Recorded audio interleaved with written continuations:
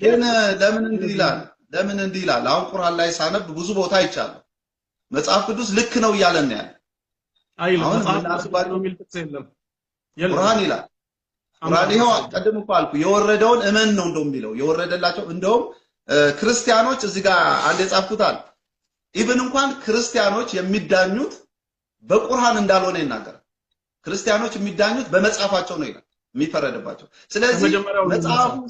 ያ ለታሰሳት ጥቅስ ከመጀመሪያው እንነሳ ቅዱስ ቁርአን የቱ ጋር ነው መጽሐፍ ቅዱስን እመኑ የሚለው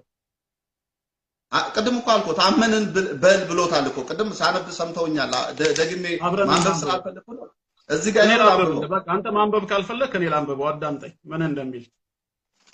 ሱራ 384 ምንም ችግር የለም ላንብብልህ ኦኬ ቢስሚላህ ተከታተለኝ በአላህ አመንን በእኛ ላይ በተወረደውም በቁርአን በኢብራሂምና በኢስማኤልም በይስሐቅም በያዕቆብም በነገዶችም ላይ በተወረደው ለሙሳና ለኢሳም ለነቢያትም ሁሉ ከጌታቸው በተሰጠው አመንን ከእነርሱ መካከል አንድንም አንለይም እኛ ለእርሱ ታዛዦች ነን በል ይላል አሁን በኃይለ ቃል እያወጣው ልጠይቅህ ወደኛ በተወረደው በቁርአን አመንን በሉ ይላል ይሄው ቁርአን አጠገባችን አለ አንስተን ማሳየት እንችላለን በኢብራሂምና በኢስማኤል በኢስሐቅና በያዕቆብ በተወረደው ይላል መጽሐፍ ቅዱስ ስለ አብርሃም የተወረደ ነገር መኖሩን ይናገራል ለይስሐቅ ለያዕቆብ የተወረደ ነገር መኖሩን ይናገራል ያ ኦሬዲ ኖ እኔ ያልኩት ያለው ምንድነው እመን የሚለው አሁን በመጽሐፍ ቅዱስ በወረደው አሁን መጽሐፍ ቅዱስ ነው አይደለማ ወንጌላዊ ተክሉ ለኢብራሂም በተሰጠው መኑ አለን አንተ ደግሞ ባይብል አልከው ባይብል ለኢብራሂም አልተሰጠማ ለኢሳው ለኢሳ አላችሁ ለኢየሱስ ማለት ነው ለኢየሱስ በተሰጠው በጣም ጥሩ ለኢሳ በተሰጠው እንጂል ለኢሳ በወረደው እንጂል መኑ ብሏል ወንጌል ለኢየሱስ ነው የተሰጠው በአንተ እምነት ኖ አሁን እኮ በእኔ እምነትና በእርሶ እምነት ሳይሆን አሁን እኛ ወንጌል የኛ ከእግዚአብሔር የተሰጠ ቃል መሆኑን ቁርአን 1000 ጊዜ 40 ጊዜ ተናግሯል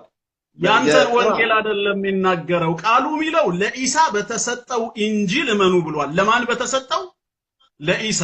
ያንተ ጋር ስንመጣ ደግሞ አዲስ ኪዳን ማን ነው ስንል ማቴዎስ የጻፈው ማርቆስ የጻፈው ሉቃስ የጻፈው ዮሐንስ የጻፈው ወንጌሎቹ ወደ ማን ነው የሚጠጉት ወደ ጸሐፊዎቹ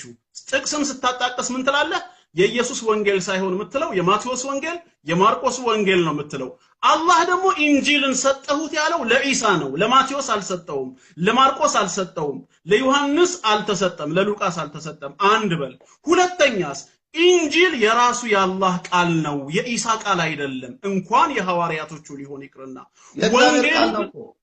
የኛም ስለዚህ ቁርአኑ የሚናገረው አላህ ለኢሳ ስለሰጠው አንተ እጅ ላይ ደግሞ ያለው እነ ማቴዎስ እነ ማርቆስ ሉቃስና ዮሐንስ ስለጻፉት ነው ስለዚህ ቁርአን ላይ የሆነ ጥቅስ ታወጣና ባይብል ነው ብለህ መተርጎም አትችልም ባይብል ነው ብለህ ለመተርጎም ቁርአን የጠቀሰውን ይዘቱን መጠበቅ አለብህ አላህ ኢንጂልን አወረድኩ ካለ ወንጌል ማለት ነው ብለህ አንተ ከተረጎምከው ወንጌልም የወረደ ነው ብለህ ማመን አለብህ ኖ ወንጌል የወረደ ሳይሆን ከኢየሱስ እርገት በኋላ በሐዋርያት ከ37ኛው እስከ 96 ባለው የተጻፈ ነው ካልክስ ወንጌል የተጻፈ ነው ኢንጂል የወረደ ነው ኢንጂል የአላህ ቃል ነው ወንጌል የኢየሱስ ታሪክ ነው አይገናኝም